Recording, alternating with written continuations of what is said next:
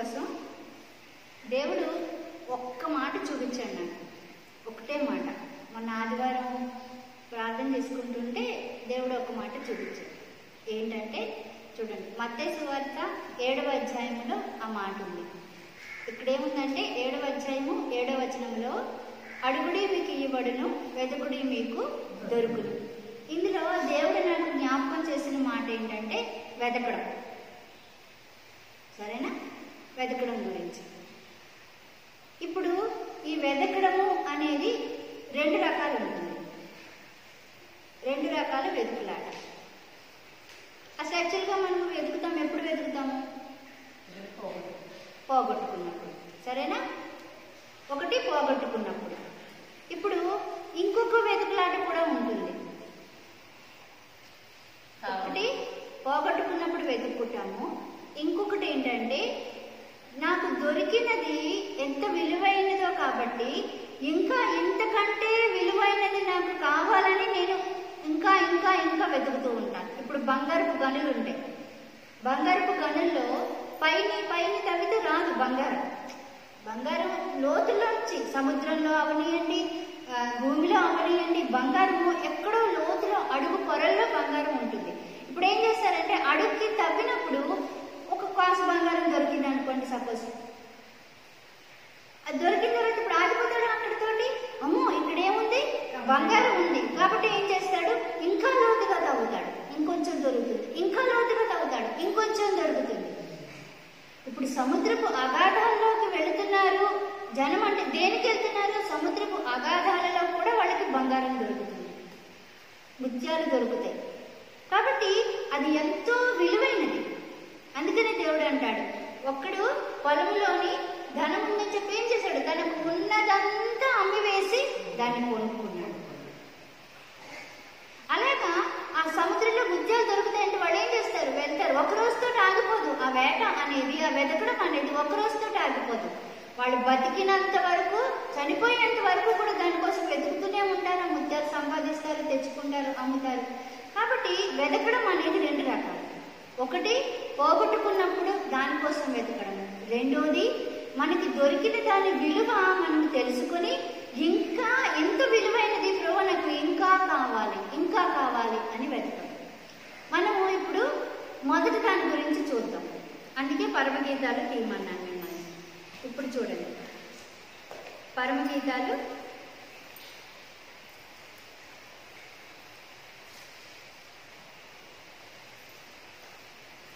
5వ అధ్యాయం. 5వ అధ్యాయంలో చూస్తే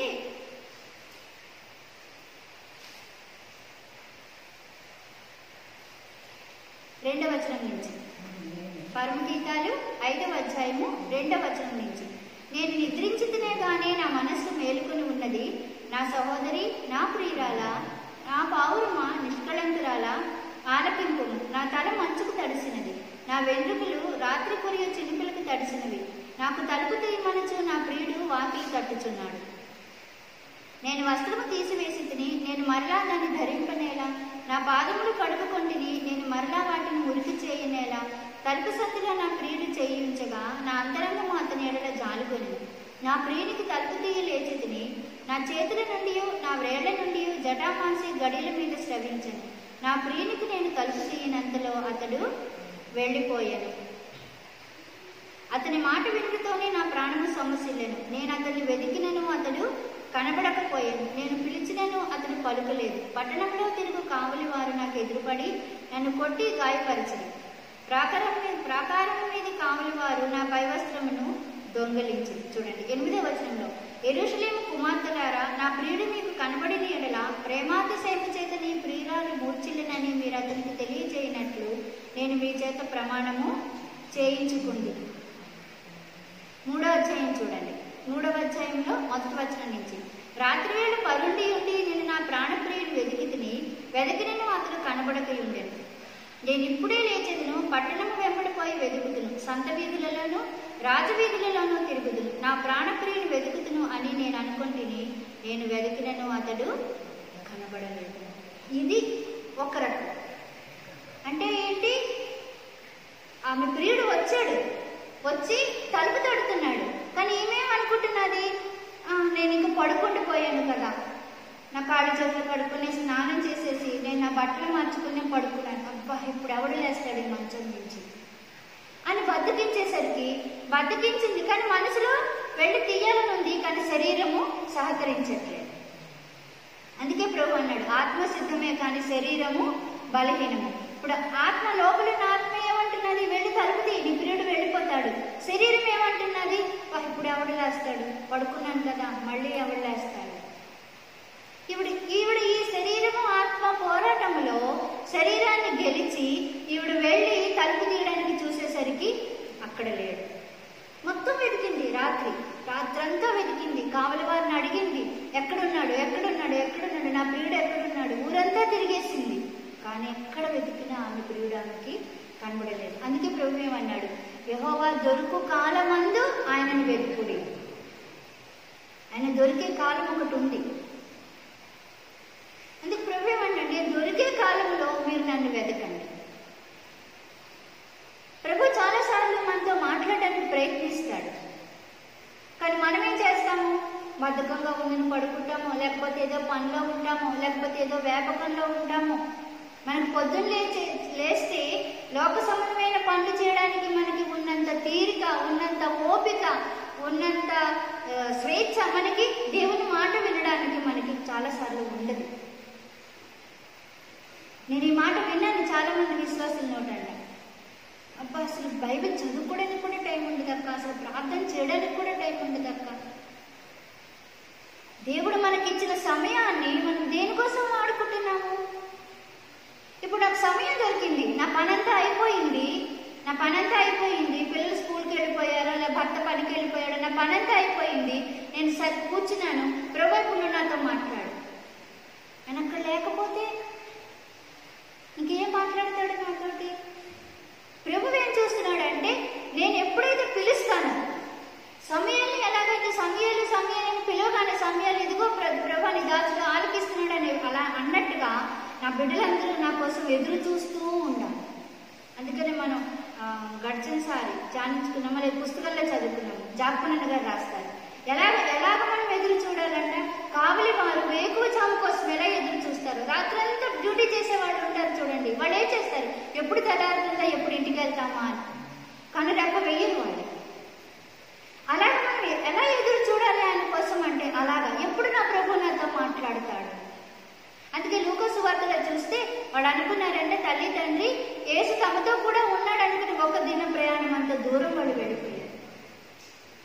ఇప్పుడు ఏం చేశారు, అక్కడికి వెళ్ళిపోయిన తర్వాత వెనక్కి తిరిగి చూసుకుంటే ఇలా ఇటుపక్క చూస్తే జనాల్లో యేసు ప్రభు లేడు, ఆయన ఎక్కడో ఆగిపోయాడు, అక్కడున్నాడు, జ్ఞానులతో ఆయన వాదిస్తున్నాడు. ఇప్పుడు మళ్ళీ ఏం చేశారు, వెతుక్కుంటూ మళ్ళీ వెనక్కి వచ్చారు. మా యేసు కనిపించాడు, అమ్మ యేసు కనిపించాడు, అమ్మ యేసు కనిపించాడు. అలాగే మన ఆత్మీయ జీవితాల్లో మన ప్రభువుని మనం ఎక్కడ పోగొట్టుకున్నాము? ఎక్కడన్నా వదిలేసి మనము ఆయన మనతో కూడా ఉన్నాడు అనుకుని మనం ప్రయాణం చేసేస్తున్నామా? మనకి తెలియకుండా. ఎందుకంటే అపవాది కూడా దేవుణ్ణి వాక్యంతోనే శోధించాడు, అలాగే మనల్ని కూడా శోధిస్తాడు. కాబట్టి దేవుడు ఎలాగ వాక్యంతో మాట్లాడాడో అపవాది కూడా అలాగే మాట్లాడతాడు. ఆదివారం దేవుడు మాట్లాడినట్టు అక్షరము చంపును, ఆత్మ జీవింపజేస్తుంది. కాబట్టి ఆ వాక్యం నాకు వినిపిస్తున్నది, వాక్యం వినిపిస్తున్నది, లేకపోతే నేను ఊహించవు అనే ఆలోచన వాక్యానుసారంగా ఉంటున్నది, కాబట్టి నేను దేవుడితో ఉన్నాను అనుకుంటూ ఒక్కొక్కసారి మనకి తెలియకుండానే ప్రయాణం చేసేస్తూ ఉంటాం. వెనక్కి తిరిగి చూసుకుంటే అదంతా వ్యర్థం. ఎంతవరకు నేను నా ప్రభువుతో కలిసి నడిచానో అదే నాకు లెక్కలోకి వస్తుంది. దేవుడు దాన్నే లెక్క వేస్తాడు. నా ప్రభువు లేకుండా నేను ఎంత దూరం ప్రయాణం చేశానో అదంతా నా జీవితంలో వ్యర్థమైపోతుంది. కాబట్టి ఇప్పుడు మనం ఎలా ఉన్నాము? ఎక్కడన్నా ప్రభువుని వదిలిపెట్టేసుకుని మళ్ళీ తిరిగి వెతుక్కునే జాబితాలో మనం ఉన్నామా? ఆ ప్రియురాలు వెనక్కి తిరిగి వెళ్ళి వెతికింది, కానీ ఆయన కనబడలేదు. కానీ కొత్త నిబంధనలో దేవుడు మనకి ఇచ్చిన వాగ్దానం ఏంటి? వెతుకుడి మీకు దొరుకును. అయితే ఇప్పుడు నేను పోగొట్టేసుకున్నాను, లేదా ప్రభు నేను విడిచిపెట్టి నేను దూరంగా వచ్చేసాను, నాకు తెలియలేదు.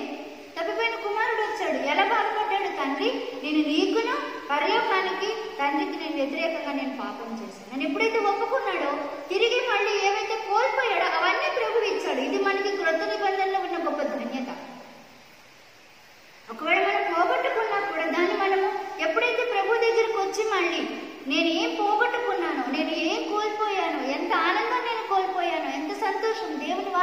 ఎంత దేవుని ఆత్మ చేత నింపుదల ఎంత కోల్పోయానని నాకు వాడు గ్రహించి నా తండ్రి దగ్గరికి వచ్చి, ప్రభు నేను ఇవన్నీ కోల్పోయాను నాయన, తిరిగి నాకు సమకూర్చు, నువ్వు తిరిగి పోయిన దానికి నువ్వు నూరంతలుగా నువ్వు దయచేసి దేవుడు అని నేను నమ్ముతున్నాను కాబట్టి నాకు అది కావాలి, నాకు కావాలి ప్రభు అని ఎప్పుడైతే మన కొరత మనము గుర్తిస్తాను, నా అవసరత నేను గుర్తిస్తాను, నేనేం పోగొట్టుకున్నానో నేను గుర్తిస్తాను, అది వచ్చి నేను దేవుని దగ్గర అడిగితే తప్పకుండా దేవుడు తిరిగి నాకు దాన్ని సమకూరుస్తాడు. కాబట్టి ఇది ఒక రకంగా వెతుకులాట. ఇప్పుడు ఇంకొక వెతుకులాట, మనం ఇందాకలే అనుకున్నట్టుగా దేన్నైతే నేను పొందుతున్నానో దాని యొక్క విలువ అది ఎంత అమూల్యమైనదో నేను గ్రహించి ఇప్పుడు దేవుని దగ్గర నాకు ఇంకా కావాలి ప్రభు, దీన్ని నేను జాగ్రత్త చేసుకుంటున్నా. అందుకని క్రొత్త నిబంధనలు ఏమిటంటే నీకు కలిగిన దాన్ని జారుబడిస్తావేమో, దాన్ని గట్టిగా పట్టుకో, జాగ్రత్త సుమా. అందుకని కొరింథీయులకు రాస్తే ఏమన్నాడు, తాను నిలుచున్నానని తలంచుకొని వాడు పడిపోకుండా జాగ్రత్తగా చూసుకోవాలి. ఎందుకు? పడిపోయే ప్రమాదం ఉంది, మనము జారబెడుచుకునే ప్రమాదం ఉంది.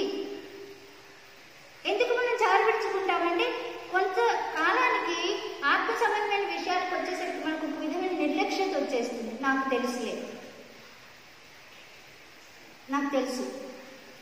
ఇప్పుడు చూడండి, ఇంట్లో మనం వంట చేస్తూ ఉంటాము, పక్క నుంచి పిల్లలు లేకపోతే భర్త వచ్చి అలా కాదు, ఇలా చెయ్యి, ఇదిగో ఇది ఇంతే అంతే అని మనం ఏమంటాం, గమని ఇన్ని సంవత్సరాల నుంచి చేసిన నాకు తెలీదా, నాకు చెప్పాలా, ఇది నా అనుభవం కాబట్టి నేను ఇంత ఖచ్చితంగా చెప్పగలుగుతున్నా, నువ్వు నాకు చెప్పాలా. అలాగే భర్తతో బండి మీద వెళ్తుంటాము, మనం తినగా మన నోరు తినగా ఉంటుంది కదా, వెనక నుంచి ఏమంటాం, అవి ఎదురుకుంటే గేదె వచ్చేసింది, అక్కడ రాయిందేమో, అక్కడ గొయ్యి ఉందేమో, చూడంటే ఏం చేస్తాడు మీ అన్న లాంటి వాళ్ళకి ఏం చేస్తాడు, బండి ఆపేసి అమ్మా నువ్వు నడుపు, నేను వెనక కూర్చుంటాను. ఎందుకు? నాకు తెలుసు, నేను ఇన్ని సంవత్సరాల నుంచి డ్రైవ్ చేస్తున్నాను, నాకు తెలియదు, నువ్వు చెప్పాలా నాకు వెనక నుంచి. మన ఎక్కడో వీడియో చూస్తే అందులో అలాగే భర్త వచ్చి భార్యకి చెప్తాడు, ఇలా ఉండు అలా ఉండు అంటే భార్య విసుకుంటే అప్పుడు అంటాడు అనమాట, నీకు కోపం వచ్చిందా, నేను బండి నడుపుతున్నప్పుడు నువ్వు నాకు వెనక నుంచి చెప్తుంటే కూడా నాకు కూడా ఇలాగే అనిపిస్తుంది. అలాగా ఈ లోక సంబంధంగా మనం ఎలాగైతే మనకు తెలిసిన పని గురించి ఎవరైనా చెప్పినప్పుడు మనం విసిగిపోతామో, ఆత్మ సంబంధమైన విషయాల్లో కూడా ఒక స్థాయికి వచ్చేసరికి మనకి ఏమవుతుందంటే నాకు అన్నీ తెలుసు, నాకు వాక్యం అర్థమైపోయింది, ఏది చెయ్యాలి, ఎలా చెయ్యాలి, ఎప్పుడు చేయకూడదు, ఎలా చేయకూడదు, ఇవన్నీ నాకు తెలిసిపోయాయి. కాబట్టి ఇప్పుడు దేవుని స్వరం నాకు వినిపిస్తూ ఉన్నా, లేదా దేవుడు తన దాసుల ద్వారా, తన తోటి సహోదరుల ద్వారా, తోటి విశ్వాసుల ద్వారా నాతో మాట్లాడుతున్నా కూడా నాకేమనిపిస్తుంది అంటే నాకు తెలుసు కదా గడుపుంటే ఏం చెప్పేది. కాబట్టి మనం ఎందుకు పోగొట్టుకుంటున్నాము అంటే నా అనుభవం ఏంటంటే అది జాక్పునన్ గారు కూడా అదే చెప్తారు. జాక్పునన్ గారి మాటల్లోని అనిపునన్ గారి మాటల్లోని అది నేర్చుకున్నాను. వాళ్ళు ఏమంటారంటే ఎంత వయసు వచ్చినా ఆత్మీయంగా మనం ఎంత ఎదిగినా చిన్న పిల్లలు వచ్చి 5 ఏళ్ల పిల్ల వచ్చి ఆంటీ ఇదిగో మీరు ఇక్కడ కరెక్ట్గా లేరు, లేకపోతే ఇదిగో ఇప్పుడు ఇలా చేశారు అంటే నన్ను నేను సరి చేసుకునే అనుభవంలో నేను ఉంటాను. అందుకని సూది బెజ్జంలో దూరేటంతగా నన్ను నేను తగ్గించుకున్నప్పుడు ఆయన్ని నేను మళ్ళీ పోగొట్టుకుని వెతికే అనుభవంలోకి నేను రాను. పోగొట్టేసుకున్నాము, వదిలేసుకున్నాము, దేవుణ్ణి ఎక్కడో మర్చిపోయాము, మనం వచ్చేసాం దూరం. ఇప్పుడు నిజంగా ఒకవేళ మనం సమకూర్చబడ్డానికి మనకు సమయం ఉంటుందని ఏంటి గ్యారంటీ? యాకోబు అన్నాడు, నీ జీవితము ఆవిరి లాంటిది, నీటి పొడుగు లాంటిది. నీటి పొడుగు ఎంతసేపు ఉంటుంది? అలాగా ఒకవేళ నేను పోగొట్టుకున్న తర్వాత తిరిగి వెతుక్కోవడానికి నాకు టైం దొరకకపోతే,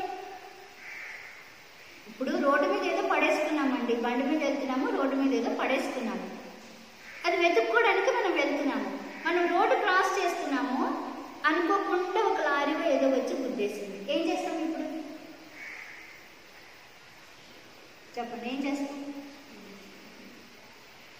ఇంక మళ్ళీ మనం దాన్ని అసలు ఇంక ప్రాణమే పోయాక ఇంకేం చేయాలి? ప్రాణమే పోయింది. ఎందుకు? నా నిర్లక్ష్యతని బట్టి. ఎందుకు పోగొట్టుకుంటాము? నా నిర్లక్ష్యతని బట్టి, నేను అశ్రద్ధగా ఉండడాన్ని బట్టి, నేను ఏదైతే కలిగి ఉన్నానో దాని విషయం నాకు అది ఎంత విలువైనదో, ఎంత అమూల్యమైనదో నేను గుర్తించకపోవడం వల్ల నేను దాన్ని పోగొట్టుకుంటాను. కాబట్టి వెతికి దాన్ని పోగొట్టుకునే కంటే, పోగొట్టుకుని మళ్ళీ దాన్ని వెతుక్కునే కంటే మనకి ఏదైతే ఉన్నదో దాన్ని మనం జాగ్రత్తగా పట్టుకోవడము శ్రేష్టమైనది. అలా ఇంకొక వెతుక్కోవడం, ఫిలిప్పీలకు రాసిన పత్రిక చూడండి, ఫిలిప్పీయులకు రాసిన పత్రిక 3వ అధ్యాయం.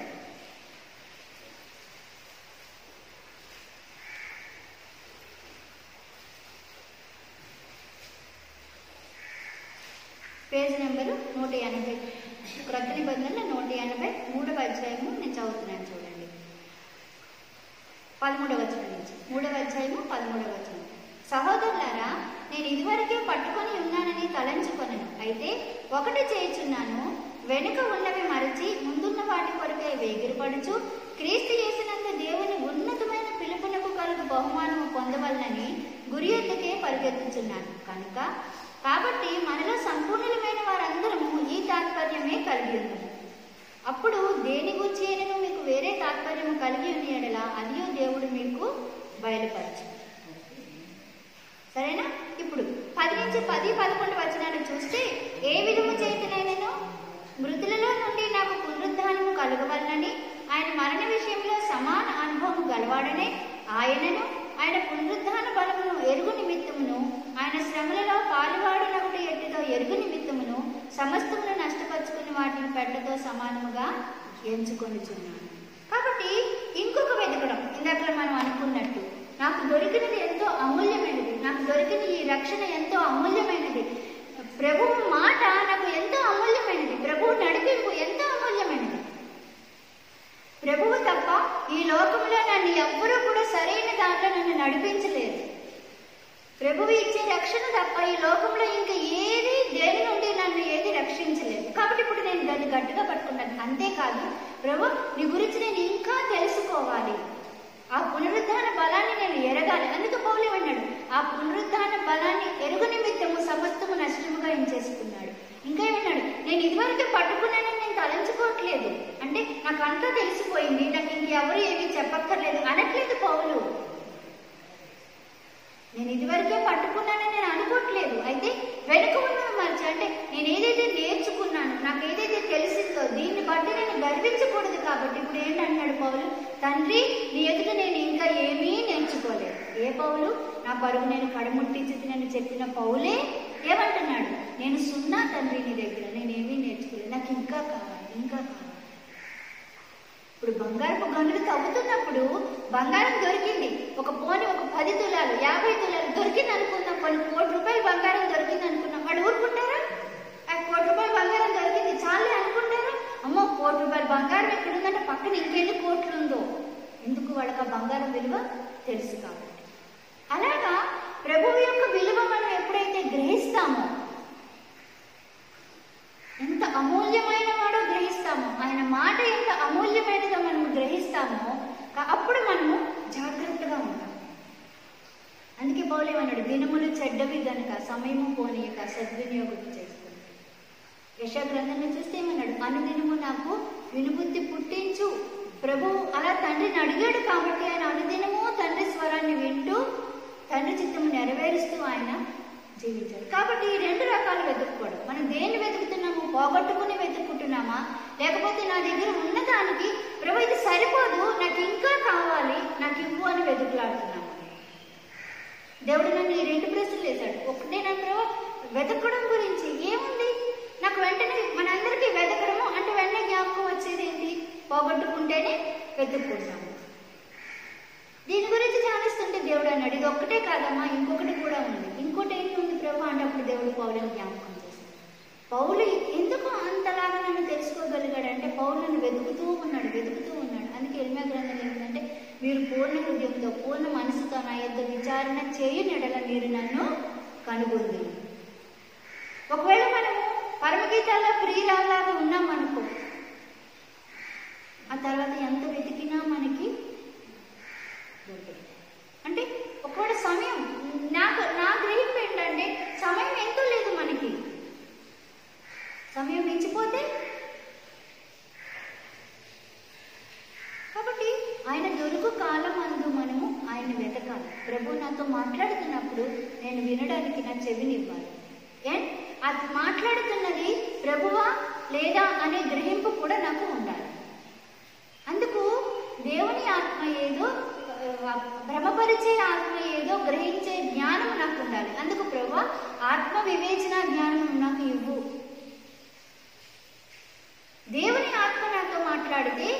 పరిశుద్ధాత్మ మాట నన్ను దేవునికి దగ్గరగా తీసుకెళ్తుంది. అంటే దేవుణ్ణి నేను సరిగ్గా అర్థం చేసుకునే జ్ఞానం నాకు ఇస్తుంది.